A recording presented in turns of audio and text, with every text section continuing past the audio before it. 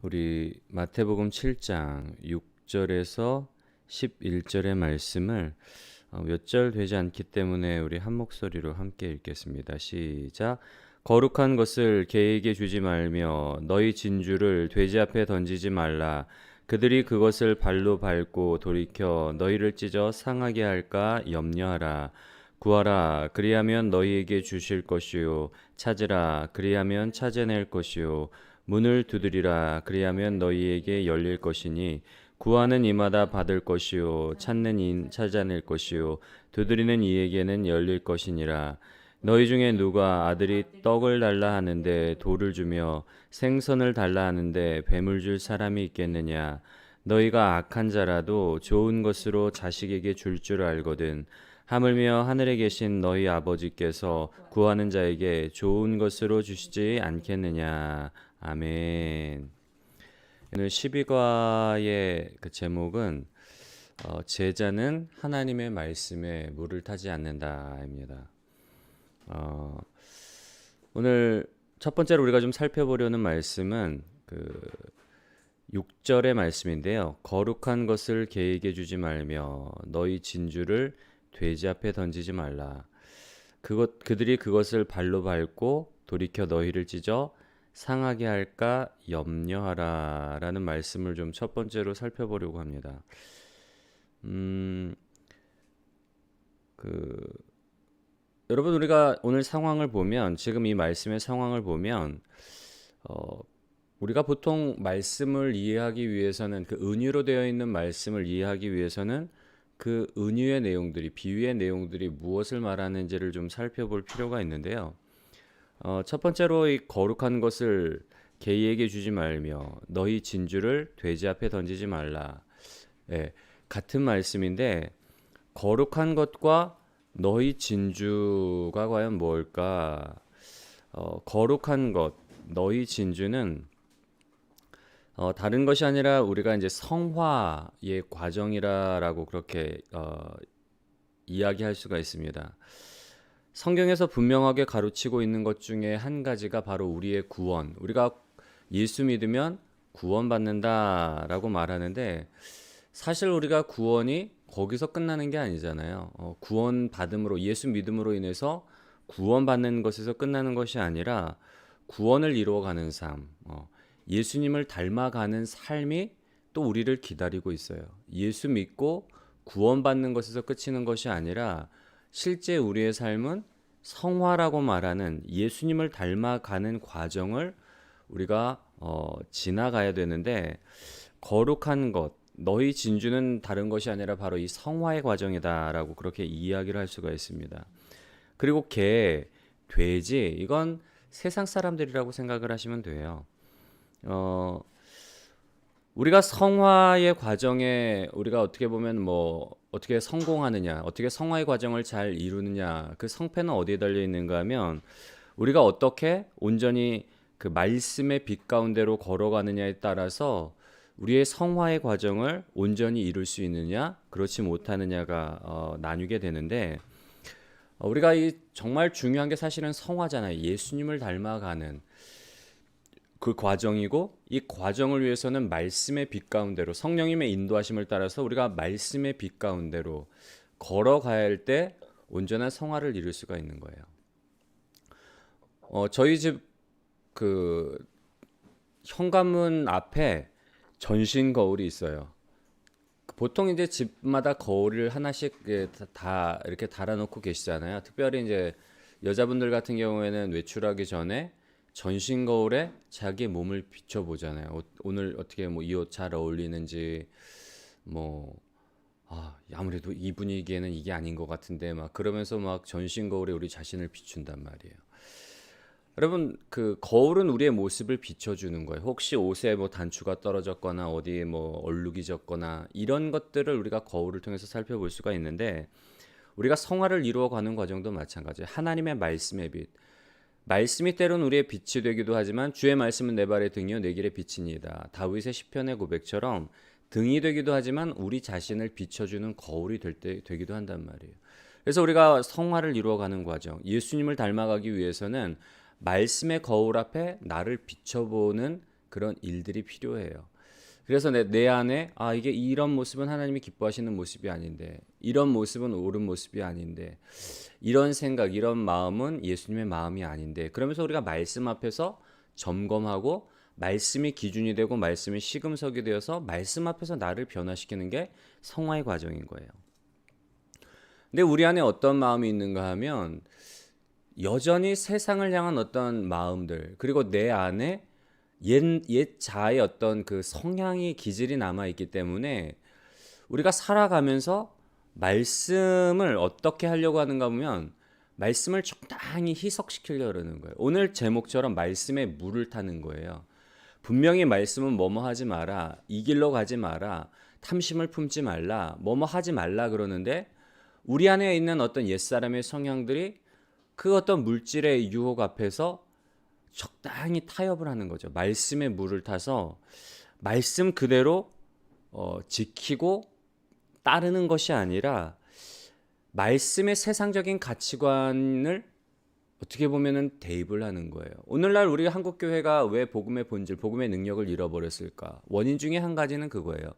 교회 안에 너무 많은 세상적인 가치관이 들어왔어요.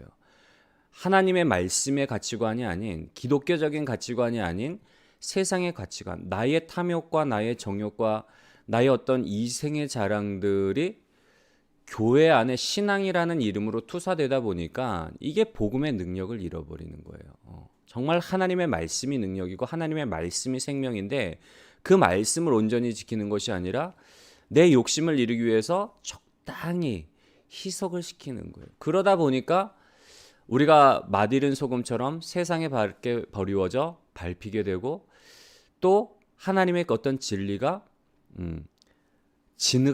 진탕에 이렇게 빠지는 그런 일들이 일어나게 되는데요. 오늘 말씀의 상황, 거룩한 것을 계획해 주지 말며 너희 진주를 돼지 앞에 던지지 말라. 여러분 돼지우리 한번 생각해 보세요. 물론 깨끗한 축사도 있지만 우리가 보통 돼지우리 하면은 자기가 먹고 자기가 싼 것에서 뒹구는 그런 어떤 이미지가 있단 말이에요. 거의 진창이에요. 완전히 그냥 새벽부터 이런 말씀하면 죄송하지만 똥 범벅된 그런 곳에 진주가 빠진다고 생각을 해보세요. 말씀의 진리가 이 진창에 빠지는 때는 두 가지의 경우가 있는데 첫 번째는 우리가 말씀에 물을 탈 때 말씀을 말씀으로 지키는 것이 아니라 세상의 가치관, 세상의 어떤 정욕, 내 안에 어떤 욕심이 이루기 위해서 말씀에 물을 탈 때 이 진리가 하나님의 진리가 우리의 성화의 과정이 진창 가운데 빠지게 되고 두 번째로는 준비가 되지 않은 사람들에게 이 진리를 전할 때예요. 개나 돼지는 누구를 의미한다고 했죠? 세상 사람들을 의미한단 말이에요. 성화의 과정 가운데 우리가 성화의 과정, 정말 하나님의 말씀 앞에서 하나님의 말씀대로 살아가려고 하다 보면 많은 역사들이 있어요. 우리가 그 예전에 잠깐 몇 달 됐죠? 그 설교 때 말씀을 드렸잖아요. 작년에 저희가 결산할 때 300만 원이 남았을 때에 심리적인 안정감을 주는 금액이지만 저에게 그걸 하나님이 흘려보내라고 선교사님들 선교지에 그리고 선교사님들의 가정을 위해서 흘려보내라는 말씀을 주셔서 사실 고민이 됐지만 그래도 하나님이 주신 마음이니까 순종해서 흘려보낼 때에 하나님께서 2배로 딱 선포하는 그날 예비를 해놓으셨다는 걸 저희가 간증. 그게 간증이라 그러잖아요. 우리는 하나님이 역사하신 일들, 어떻게 우리가 말씀을 따라 살 때 순종할 때 어떻게 하나님이 일하시는가 간증인데 사실 이러한 간증은 세상 사람들이 들었을 땐 이해를 못할 때가 있어요. 세상 사람들이 들었을 땐 야 그게 뭐야, 야 그거 우연이지 뭐 이런 식으로 세상 사람들한테 전하면 뭐 우리한테는 정말 귀한 간증이지만 세상 사람들한테 소용이 없는 어떤 진리일 때가 있단 말이에요. 이런 간증은 누구에게 유익인가 하면 믿음이 있는 사람들에게는 유익이에요. 믿는 사람들은 이런 간증을 들으면 도전이 되고 은혜가 돼요. 저 그렇구나. 나도 순종해야 되겠다. 나도 하나님의 말씀을 따라 살아야 되겠다. 뭐 축복을 해줘서 살아간다는 게 아니라 진짜 살아계시는구나. 그러면서 믿음이 자라게 되는구나. 살아계신 하나님을 만나니까 신앙생활에 생명력이, 고난 중에라도 희망이 생기는구나, 소망이 생기는구나. 믿음의 사람들은 간증을 들으면 힘이 나요. 도전을 받고 은혜를 받고. 근데 세상 사람들 같은 경우에는 간증을 들어도 사실 뭐 별반 뭐 그냥 소중한지도 모르고 그냥 무시하고 잃어버리고 때로는 멸시하고 그렇단 말이에요. 세상 사람들이 이런 간증을 들을 때에 그렇게 막 아무렇지도 않게 막 밟아버리고 때로는 우리를 멸시하고 그런 이유는 그 사람들이 이해를 하지 못해서 그게 정말 진리의 말씀인 영적인 말씀이다 보니까 세상의 그 신들이 눈을 가리어서 미혹해함으로 말미암아 그 복음의 빛을 보지 못하기 때문에 그런 경우도 있지만 또 다른 경우는 어떤 경우인가 하면 전하는 사람들이 너무 고압적인 어떤 독단적인 모습을 비출 때에 세상 사람들은 겉으로는 그러는 척 그래 그래 그래 인정을 하면서도 마음은 차갑게 변해서 닫아 그 거는 경우가 있어요.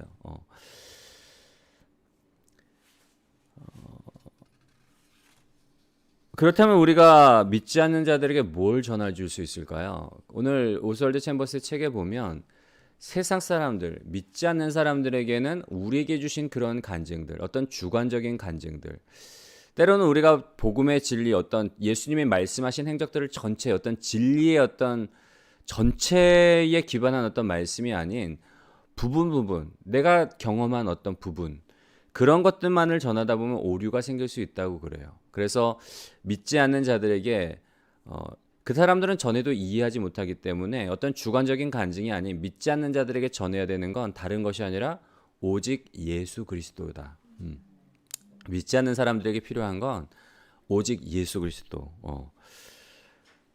그래서 우리가 예수님을 따를 때 우리가 예수님을 온전히 따르라는 거예요. 예수님을 온전히 따르게 되다 보면 이것만이 전부야. 너 이거 안 받아들이면 너 안 돼. 막 마치 그 유대인들이 그러잖아요. 유대인들이 안식일, 어떤 안식일의 정신은 잊어버리고 예수님께서 38년 된 병자를 안식일에 고쳤고 이 38년 동안 그 죄 아래에서 종노릇하다가 그리고 오랜 시간 동안 병으로 인해서 고통당하는 이 사람이 나았을 때 그 자리를 들고 걸어가는 것으로 인해서 이 사람도 비난하고 예수님도 정죄를 하는 거예요. 어떻게 안식일을 어길 수 있느냐. 여러분 독단적인 모습이에요. 독선적인 모습이고 이런 경우가 우리 안에 생길 수 있다는 거예요. 우리가 온전히 예수님을 따르지 않을 때. 그래서 우리가 성화의 과정은 내 힘으로 이루는 과정이 아닌 성령의 인도를 따라 예수님을 닮아가는 과정이잖아요. 우리가 온전히 예수님을 따르게 될 때는 내가 경험한 것, 내가 체험한 것, 나만의 어떤 것들을 독단적으로 이것만이 진리야, 이것만이 전부야 그렇게 주장하는 게 아니라 정말 예수 그리스도만이 드러나게 그 예수님의 마음을 가지고 온화한 마음, 온유한 마음, 인자한 그 마음을 가지고 사랑으로 대하는 그런 예수님의 모습이 많이 드러내는 삶을 살아갈 수 있다라고 그렇게 기록되어 있는데요. 우리가 성화의 과정 가운데 정말 성화의 목표는 뭔가 하면 예수님을 닮아가는 과정이잖아요. 그 과정 가운데 우리가 살아가다 보면 우리에게 참 많은 은혜, 간증을 주실 때가 있어요. 그러나 이 간증을 전하는 방법과 전하는 대상과 그리고 전하는 태도도 중요하다는 것. 그래서 내게 주신 이 귀한 진주와 같은 이 간증들이 밟혀버리는 게 아니라 이 간증을 통해서 예수 그리스도만이 온전히 드러날 수 있는 그리고 무엇보다도 우리가 이 성화의 과정 가운데서 말씀에 물을 타지 않고 온전히 말씀을 지킬 때에 말씀 앞에서 나를 비추고 말씀 앞에서 내가 깨어질 때에 우리는 참 귀한 이 진주와 같은 간증들을 경험할 수가 있어요. 그래서 우리의 삶 가운데서 그 하나님의 말씀을 늘 빛 되신 그 말씀 진리 가운데로 걸어 나아가시는 점점 우리가 오늘보다 내일 더 예수님을 사랑하고 오늘보다 내일 더 예수님을 닮아가는 그런 복된 여러분들이 되시기를 주님의 이름으로 간절히 소원합니다. 두 번째로 우리가 살펴볼 말씀은 구하라 그리하면 너희에게 주실 것이요 찾으라 그리하면 찾아낼 것이요 문을 두드리라 그리하면 너희에게 열릴 것이니 구하는 이마다 받을 것이요 찾는 이가 찾아낼 것이요 두드리는 이에게 열릴 것이니라. 그 말씀을 좀 살펴보려고 합니다.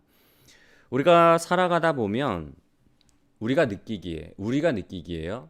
실제 어떤 하나님의 어떤 그 신앙적인 어떤 문제가 아닌 삶을 살아가다 보면 우리가 느끼기에 하나님이 내 인생 가운데 어둠을 제거하지 않은 것처럼 그렇게 느껴질 때가 있어요. 인생이 내 삶이 너무 깜깜한 거예요. 희망이 보이지 않는 거예요. 어, 어떤 출구가 보이지 않는 거예요. 어떤 문제에 있을 때 하나님이 살아계시다면 왜 나를 이런 어둠 가운데 흑암 가운데 내버려 두셨을까? 그렇게 느껴질 때가 있고 때로는 하나님이 불친절한 친구로 보일 때가 있어요. 아니 나의 좋은 친구가 되어주시고 나의 좋은 동반자가 되어주신다고 하면서 왜 내 고난에는 침묵하시는 걸까? 왜 나를 도와주시지 않는 걸까? 왜 주저앉은 나를 일으켜 세우는 손길을 내미지 않으시는 걸까? 그렇게 느껴질 때도 있어요. 그리고 자녀 아버지라고 하면서 자녀들의 어떤 필요를 채워주지 않고 방관하는 아버지처럼 여겨질 때가 있어요. 그리고 마지막으로는 하나님께서는 참 불공평한 어떤 심판자처럼 느껴질 때가 있어요. 아기는 저렇게 형통하게 내버려 두면서 왜 나에게만 이렇게 가혹한 시련을 주시는 거지? 하나님이 어떻게 이럴 수가 있어? 참 얄궂은 심판자이시다. 그렇게 우리가 느껴질 때가 있단 말이에요. 그런데 실제로는 그렇지 않잖아요. 우리가 느끼기에 현실이 그렇지만 하나님이 응답하시지 않는 것 같고 하나님이 일하시지 않는 것 같지만 그런데 언젠가는 모든 것이 설명될 날이 온다는 거예요. 왜 하나님께서 우리의 인생 가운데 어둠을 두셨으며 왜 하나님께서 나를 그렇게 홀로 내버려 두신 것처럼 그런 상황 가운데 있으셨으며 왜 내 기도에 응답하시지 않고 왜 그렇게 하셨는지 언젠가는 밝히 알 날이 온다는 거예요. 그때까지 우리의 삶 가운데서 중요한 건 우리는 어떤 자세로 어떻게 살아가야 되는가? 하나님의 주권의식.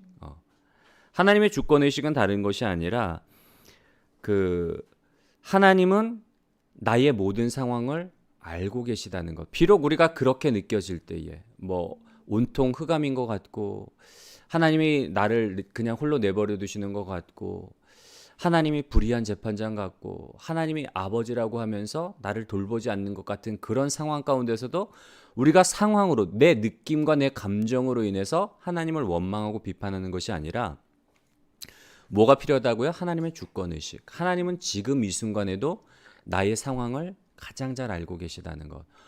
지금은 내가 왜 그 이유를 알지 못하지만 언젠가는 하나님께서 이 이유를 분명히 밝히 알게 해주실 날이 온다는 거예요. 그게 하나님의 주권의식이에요. 근데 이러한 주권의식은 하루아침에 가는 게 아니라 어떤 마음의 작용과 의지의 작용이다 보니까 우리가 훈련이 필요한 거예요. 사실 제가 요즘에 좀 고민이 있어요. 우리 지수 형제. 지수 형제가 참 오랫동안 지금 방황을 하고 있는데 한 달 정도 이제 예배를 우리가 참석을 못했잖아요. 그리고 뭐 1대1 제자 양육을 하고 있는데 못 나오고 있어요. 나오지 못한 이유는 마음이 너무 심란한 거예요. 되는 일이 없다 보니까 나름대로 뭐 일을 열심히 하는데 이게 자꾸 풀릴 것 같으면서도 풀릴 듯 하면서 안 풀리니까 이제 마음이 참 많이 심란한 것 같아요. 근데 사실 우리 지수 형제가 뭐 초신자잖아요. 신앙생활을 거의 처음 해본 사람이에요. 근데 이제 예전에 이거보다 더 어려운 상황 가운데 있었을 때도 양평에서 막 편도만 한 2시간 막히면 주말에 엄청 막히잖아요. 양평 가는 길이. 편도만 한 2시간, 3시간 걸리는 거리를 수서에서 우리가 예배드릴 때 그런 거리도 찾아왔었고 그리고 무엇보다도 저랑 현재까지는 유일하게 1대1 제자 양육을 저희가 이제 뭐 이 교회 시스템이 갖춰진 게 얼마 되지 않다 보니까 유일하게 1대1 제자 양육을 받은 사람인데 방황하는 모습을 보면서 제가 고민이 되는 거예요. 왜 이렇게 방황을 할까? 그 참 어려운 상황 가운데서도 열심을 냈던 형제인데 그게 너무 안타까운 거예요, 저한테. 그래서 곰곰이 생각해 보니까 결국에는 믿음의 뿌리가 없거든요. 믿음의 뿌리가 깊지 않기 때문에 어떤 세상적인 어떤 염려, 걱정이 왔을 때 흔들릴 수밖에 없어요. 뭐 당연한 거야, 어떻게 보면. 근데 어떻게 하면 믿음의 뿌리가 생길 수 있을까? 야, 이게 정말 사람의 힘으로 능히로 되는 일이 아니구나. 하나님의 은혜가 아니면 한 사람이 온전히 예수님의 제자 되고 한 사람이 변화되는 일이 믿음 가운데 뿌리를 내리고 그리스도 예수의 장성한 분량에 이르기까지 성장하는 일이 결코 쉽지 않구나. 그런 게 막 느껴지면서 저도 고민이에요. 이게 왜 이렇게 변화가 안 될까? 어떻게 하면 좋을까? 예전에 여러분 우리가 하나님의 주권 의식은 뭔가 하면 선택의 문제거든요. 비록 상황은 이러하지만 내가 상황을 바라보고 환경을 바라보고 낙심하고 절망하는 것이 아니라 나는 주님을 붙잡겠습니다. 그게 하나님의 주권 의식이란 말이에요. 주님 나의 상황을 알고 계시기 때문에 도우림이 없는 인생을 내가 의지하는 것이 아니라 내가 오직 나의 상황을 아시고 나의 처지를 아시고 나를 긍휼히 여기시고 나를 사랑하시는 그 하나님, 내가 아버지 되시는 그 하나님만을 붙잡겠습니다.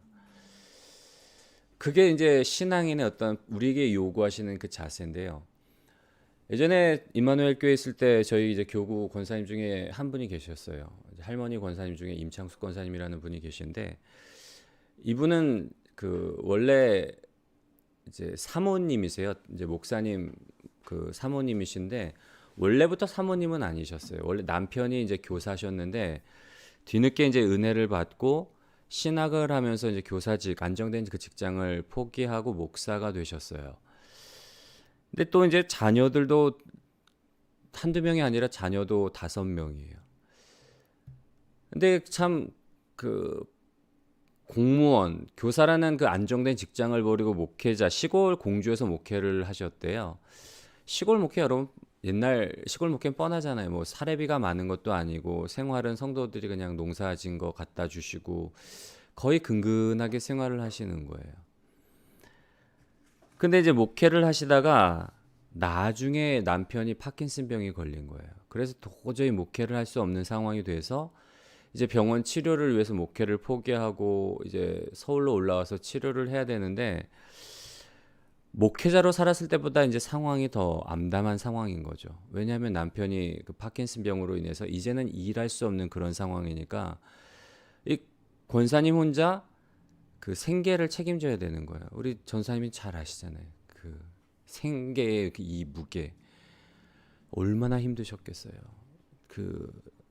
자기가 생계를 위해서 벌어야 되고 자녀들 학비, 자녀들 양육, 애들이 적은 것도 아니고 5이니까 안 봐도 이제 불보듯 뻔하잖아요. 그 상황이 딱 되니까 목회를 이제 포기해야 될 때 서울로 올라올 즈음에 기도를 하셨대요. 이제 마음을 이제 결정하신 거죠. 어떻게 보면 정한 거죠. 뭐라고 마음을 굳게 먹었는가면 하나님 앞으로 내 인생 가운데 어떤 일이 펼쳐질지라도 내가 사람 붙잡는 것이 아니라 사람 의지하는 것이 아니라 나 하나님만 붙잡겠다고. 그러면서 이제 그렇게 사신 거예요. 그렇게 사시면서 이제 하나님께서 그때그때마다 막 쌀독에 쌀 떨어졌을 때 하나님 어떡해요? 이제 당장 먹을 것도 없는데 그러면 신기하게 누군가를 통해서 막 쌀을 갖다 주기도 하고 자녀가 딸이 이대 합격했는데 등록금이 없어서 발만 동동 구르고 있는데 오랫동안 연락 끊겼던 성도 하나가 꿈에 나타나서 너무 어때 마음이 좀 편하지 않아서 수소문 끝에 연락이 워낙 오래 끊기니까 전화번호도 바뀌어서 수소문에서 연락을 했더니만 이제 상황을 얘기했더니만 급하게 우편안으로 등록금 붙여주셔서 막 동네 사람한테 택시비 빌려가고 가서 등록하고 막 이런 간증들을 들려주시는 거예요. 근데 저한테 그게 너무 은혜가 되는 거예요. 왜냐하면 이분은 정말 내가 하나님만 내가 도우림이 없는 인생 의지하는 것이 아니라 사람 붙잡고 사람한테 도움을 구하는 게 아니라 하나님만 붙잡고 내가 살아가겠다라고 그렇게 의지적인 결단을 내리고 하나님을 붙잡으니까 하나님이 책임져 주시는 그 간증들이 저한테 너무 은혜가 되더라고요. 제가 그래서 우리 임창숙 권사님의 그 간증은 신방 갈 때마다 참 동일한 어려움 가운데 있는 가정 가운데 그 말씀을 많이 나눴어요. 저도 들을 때마다 은혜가 됐고 지금도 또 이렇게 나누는데 여러분 우리가 주님을 따른다는 건 뭔가 하면 하나님의 어떤 주권의식 때로는 우리가 살아가다 보면 정말 절망적인 상황처럼 느껴질 때가 있어요. 그런 상황 가운데서도 하나님이 우리에게 뭐라고 말씀하시는가 하면 구하고 두드리고 찾으라는 거예요. 다른 말로 하면 나를 의지하라는 거예요. 내가 네 상황을 잘 알고 있지 않니? 내가 너의 마음을 알고 있다. 지금 당장은 힘들지 모르지만 이 상황이 너에게 꼭 필요한 상황이야. 그래서 내가 너에게 이런 상황을 지금 지나게 하는 거야. 기다려라, 구하라, 두드려라. 내가 열어줄게. 여러분 우리에게 그래서 하나님께서 때로는 그런 어떤 고난, 암흑 이런 시기를 지나가게 하시는데요. 우리에게 주권 의식이 있는지를 정말 알고 싶으면 우리의 상황을 우리가 어떤 그런 어려움에 직면했을 때에 우리의 행동, 우리가 어떻게 행동을 하는가를 보면 우리가 나에게 주권 의식이 있는지 없는지를 알 수가 있어요. 마태복음 6장 25절부터 33절의 말씀은 무엇을 먹을까 마실까 입을까 염려하지 말고 먼저 그의 나라와 의를 구하라.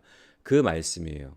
근데 그 말씀을 통해서 우리가 주권 의식이 있는지 없는지를 살펴볼 수 있는 세 가지 기준을 발견할 수가 있는데, 첫 번째는 우리가 고난 중에 있을 때, 어려움에 직면했을 때 나에게 주권 의식이 있는지 없는지를 살펴볼 수 있는 첫 번째 기준은 뭔가 하면, 어려움이 닥쳤을 때에 내가 누구에게 먼저 가는가, 내가 하나님을 붙잡고 씨름하는가, 아니면 사람의 도움을 구하기 위해서 사람을 찾아가는가, 어려움이 닥쳤을 때 누구를 제일 먼저 찾아가는가를 보면 살펴볼 수가 있고, 두 번째로는 내가 어려움에 닥쳤을 때 내가 맨 처음 하는 행동이 뭔가, 내가 무릎을 꿇고 기도를 하는지 아니면 도움을 찾아 여기저기 내가 할 수 있는 것들을 찾아서 돌아다니는지, 세 번째로는 내가 무엇을 가장 중시하는지, 고난에 직면했을 때에 당장 이 문제, 현실의 문제, 내가 현실의 문제를 바라보고 거기에 매달리는지, 아니면 하나님, 이런 상황을 나에게 허락하신 하나님을 바라보는지, 내가 하나님을 중요하게 생각하는지, 이 세 가지를 보면, 우리가 고난 중에 있을 때 이 세 가지를 놓고 내 삶을 보면 나에게 주권의식이 있는지 없는지를 살펴볼 수 있다는 거예요. 책의 내용 중에 이런 내용이 나옵니다. 당신은 나는 하나님께 나의 삶이 주님의 에덴 동산이 되게 해달라고 기도했는데 오히려 슬픔의 쟁기를 지고 살게 되었습니다.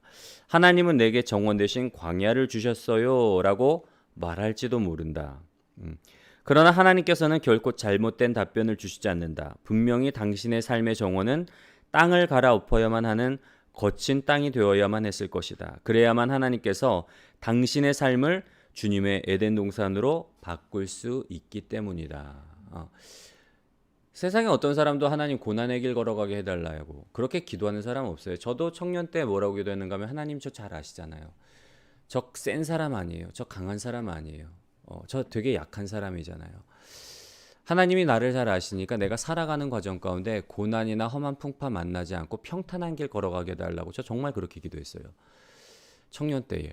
근데 군대를 갔을 때인데, 군대에 있을 때인데 어떤 책의 내용 중에 그런 무명의 그리스도인의 기도 제목이 나와요. 근데 어떤 내용이 있었는가 하면, 고난을 두려워하는 인생이 아니라 고난을 닥쳤을 때에 하나님 나에게 용기를 달라고, 뭐 거의 그런 내용이에요. 고난을 피하게 해달라고 기도하는 게 아니라 내 인생 가운데 고난이 닥쳤을 때에 나에게 용기를 주세요. 저는 그 기도문을 보면서 정말 충격을 받았어요. 아, 내가 잘못된 것을 구하고 있었구나. 평탄한 길이 중요한 게 아니라 어떤 길로 인도하시든지 간에 내게 정말 그거를 견딜 수 있는 힘과 능력과 용기를 구해야 되겠구나. 그러면서 기도 제목을 바꿨거든요. 기도의 내용을 바꿨는데 마찬가지예요. 누구나 다 평탄한 길 가고 싶어요. 고난의 길 걸어달라고 기도하는 사람 없단 말이에요. 내 삶이 에덴 동산처럼 그렇게 되게 해주세요. 에덴 동산 하면 여러분 낙원이잖아요. 수고하지 않고 눈물이 없고 참 사시사철 따사로운 태양과 온갖 모든 것들이 예비되어지는 목가적인 풍경의 어떤 그런 여유로움, 행복, 안정됨, 그런 삶을 구하는데, 때로는 하나님께서 나는 에덴 동산을 구했지만 우리의 인생 가운데 광야를 허락하실 때가 있다는 거예요. 근데 광야를 겪어야지만 에덴 동산의 소중함을 알기 때문에, 이 광야를 바꾸어서 사막에 샘물 나게 하시는 하나님, 꽃 피게 하시는 하나님, 사막을 바꿔서 에덴 동산을 만드시는 그 하나님의 은혜를 경험할 수 있기 때문에 하나님은 당연히 우리 삶을 에덴 동산으로 만들고 싶어 해요. 그런데 이 광야를 거쳐야지만 비로소 하나님의 그 은혜와 사랑을 알 수 있기 때문에 그렇게 걸어가게 하신다는 거예요. 여러분, 예수님께서 뭐라고 말씀하시는가 하면, 너희가 내 안에 거하고 내 말이 너희 안에 거하면 원하는 무엇이든지 구하라. 그리하면 그대로 이루리라 말씀을 하세요. 너희가 내 안에 거하고 내 말이 너희 안에 거하면, 하나님의 말씀. 우리가 이 하나님의 주권의식, 때로는 광야의 길을 가고 고난의 길을 가는 것 같은 상황에서도 이 주권의식, 이거는 훈련이 필요하단 말이에요. 의지. 하나님, 내가 환경을 바라보고 낙심하는 것이 아니라, 도우림이 없는 인생을 붙잡는 것이 아니라 내가 주님만 붙잡겠습니다. 붙잡을 때에, 구할 때에 하나님께서 응답하신다는 것, 우리가 좀 기억하셨으면 좋겠고요. 늘 어떤 상황에서든지 주님만 붙잡고 주님만 의지하며 나아가는 복된 여러분들 되시기를 주님의 이름으로 간절히 소원합니다. 마지막 세 번째로는 너희가 악한 자라도 좋은 것으로 자식에게 줄 줄 알거든 하물며 하늘에 계신 너희 아버지께서 구하는 자에게 좋은 것으로 주시지 않겠느냐. 이 말씀을 좀 살펴보려고 하는데요. 우리가 성경 말씀에 보면은 사람의 속사정을 사람의 속에 있는 영 외에는 알 수 없듯이 하나님의 속사정을 하나님의 영이 아니고서는 알 수가 없다라고 그런 말씀이 있어요.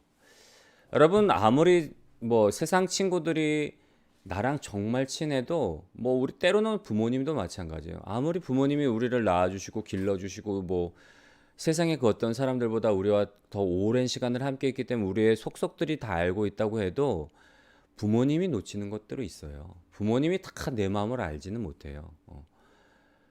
10길 물속은 알아도 한 길 사람의 마음속은 모른다는 그런 속담도 있듯이 내 속마음을 때로는 나도 모를 때가 있단 말이에요. 그렇지만 내 영은 알고 있거든요. 나는 그냥 평탄한 것 같은데 내 영적으로 내 영이 탄식하며 울 때가 있어요. 신음할 때가 있어요. 이거는 내 어떤 영과 혼과 뭐 어떤 그 육체의 문제가 아니라 우리가 그릇된 길로 가고 잘못된 길로 가면 내 영이 슬퍼해요. 근데 우리의 속사정을 사람의 속에 있는 영 외에는 알 수 없듯이 하나님도 마찬가지라는 거예요. 하나님의 마음의 깊은 곳은 성령이 아니고선 알 수가 없다는 거예요. 그래서 성령 안에 있을 때에 여호와의 친밀하심이 그를 경외하는 자에게 있으며 여호와께서 그의 언약을 그들에게 나타내 보이시리라. 하나님이 그를 경외하는 사람들에게는 하나님 마음의 깊은 곳까지도 다 드러내세요. 성령이 그렇게 알게 해주세요. 아브라함에게 소돔과 고모라에 대한 어떤 심판의 말씀, 지나가다가 아브라함을 만나서 아브라함에게 굳이 얘기 안 하셔도 되는데 조카 롯이 살고 있는 소돔과 고모라에 대한 어떤 심판의 메시지, 죄악의 관영함으로 인해서 정말 심판하기 전에 내가 그 상황을 점검하러 왔다, 실사하러 왔다, 실제로 그런지 아닌지. 그러니까 이제 아브라함이 또 중재에 나서잖아요. 근데 그만큼 하나님이 아브라함을 친구처럼 여기신 거예요. 하나님의 마음의 깊은 것까지도 다 드러내신 것처럼 아브라함에게만 주신 축복이 아니라 우리에게도 주신 축복이란 말이에요. 성령을 통해서 하나님의 마음의 깊은 곳을 알 수 있어요. 여러분, 하나님의 마음의 깊은 곳은 뭔가 하면 우리를 향한 사랑의 마음이란 말이에요. 하나님의 마음의 깊은 곳을 가보면 결국엔 그거예요. 하나님의 사랑. 제가 예전에 군대에 있을 때 기도를 쭉 하고 있는데 이제 침상에서 이제 남들 다 잘 때 그때 아마 거의 신병 때인 것 같아요. 이제 새 사회에 있을 때는 제가 자기 전에 늘 이제 기도하고 성령의 임재 속에서 기다리면서 교제하는 시간을 가졌는데 이제 군대 가서는 그렇게 못 하잖아요. 그러니까 남들 이렇게 잘 때 이제 취침 시간에 자는 척 하다가 한 1시간 정도 이렇게 자는 척 하다가 아니면 30분 정도 자는 척 하다가 일어나서 뭐 이제 조용히 기도하는 거예요. 기도하고 하나님의 임재를 기다리고 있는데 한 번은 기도를 하고 조용히 임재를 기도를 하는데 순간 왜 롤러코스터 보면 확 떨어지는 거 있잖아요. 내 밑이 갑자기 딱 꺼지면서 확 떨어지는데 그 정말 그 속도와 그 깜깜하고 그 중압감, 순간 내가 무슨 생각이 드는가 하면 나 지금 지옥으로 떨어지는구나, 그런 생각이 딱 드니까 겁나갖고 눈을 빡 떴어요. 그리고 너무 무섭더라고요. 진짜 그 떨어지는데 그 깊은 나락으로 떨어지는데 너무 무서운 거예요. 얘 뭐지 하고 있다가 다시 이제 기도를 하는데 이번엔 또 뭘 보여주시는가 하면 딱 기도를 하는데 우리가 이제 영화 끝나고 나면 엔딩 크레딧이라고 해서 쫙 올라가잖아요. 누구 이제 뭐 배우, 감독, 뭐 지원한 회사 뭐 이런 식으로 엔딩 크레딧이 쫙 올라가는데 성경에 있는 단어들이 쭉쭉쭉쭉 뭐 희락, 화평, 자비 뭐 이런 단어들이 쭉 한 줄기처럼 올라가는 거예요. 빠르게 지나가는 거예요. 근데 그때 주시는 마음이 이게 진리의 줄기구나. 이거 내가 적어야 되는데 이거 놓치면 안 되는데 이 진리의 어떤 이 한 줄기 이거를 흐름을 내가 적어야 되는데 막 안타까워하는데 너무 빨리 올라가니까 적지는 못했어요. 근데 다 올라가고 나서 딱 주시는 마음은 뭔가 하면 하나로 꿰어지더라고요. 하나님의 사랑. 이 모든 성경에 있는 모든 단어들이 하나님의 사랑이라는 그 하나의 단어로 한 줄기로 쫙 꿰어지는 그걸 깨닫게 하시는 거예요. 여러분, 우리가 하나님의 마음의 깊은 곳을 들어가게 되면 우리가 발견하게 되는 건 뭐라고요? 하나님의 사랑이에요. 하나님의 사랑. 다른 게 없어요. 정말 사랑이에요. 때로는 하나님이 우리를 징계하시기도 하지만 징계하시는 이유는 뭐라고요? 옆집 자녀나 사생자는 징계하지 않지만 자녀기 때문에 징계한다는 거예요. 왜냐하면 바른 길 가야 되니까. 예수님 닮은 하나님의 자녀 만들어야 되니까. 징계도 사랑이라는 거예요. 그 사랑을 깨닫고 나니까 관계가 달라지더라고요. 제가 저희 아버지에 대한 오해가 있었다 그랬잖아요. 제가 처음에 신앙이 없을 때는 우리 아버지를 통해서 하나님 아버지를 바라보다 보니까 하나님 아버지가 굉장히 두려운 하나님, 엄하신 분, 무서운 분, 가까이 하기엔 너무 먼 당신이었는데 대학교 1학년 겨울 수련회 때 예수님을 만나고 나서 성령 안에서 이제 하나님이 어떤 분인지를 깨닫게 하시는 거예요. 말씀을 통해서. 그 하나님의 은혜로 깊이 들어가다 보니까 하나님은 사랑이시구나. 그걸 체험하고 나니까 우리의 아버지가 다르게 보이더라고요. 우리의 아버지가 무서운 분이 아니라 나를 사랑하시는 분이셨구나. 내가 우리 아버지에 대해서 오해를 하고 있었구나. 저는 사실 하나님으로 인해서 아버지의 관계가 회복이 됐어요. 여러분 마찬가지예요. 우리가 말씀을 따라 성화의 과정을 가다 보면 우리가 예수님을 따라가다 보면 어떤 고압적인 모습들, 독단적인 모습들이 살아가지고 아까도 말씀드렸지만 예수님의 성품, 예수님의 인격으로 우리가 예수님만을 전하고 하나님의 사랑을 전하게 돼 있어요. 관계가 달라지는 거예요.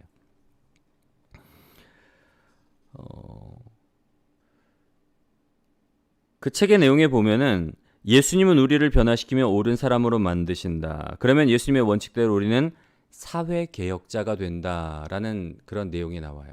예수님을 따라가다 보면 사회개혁자가 된대요. 사회개혁자는 다른 게 아니라 관계를 변화시키는 사람들인 거예요.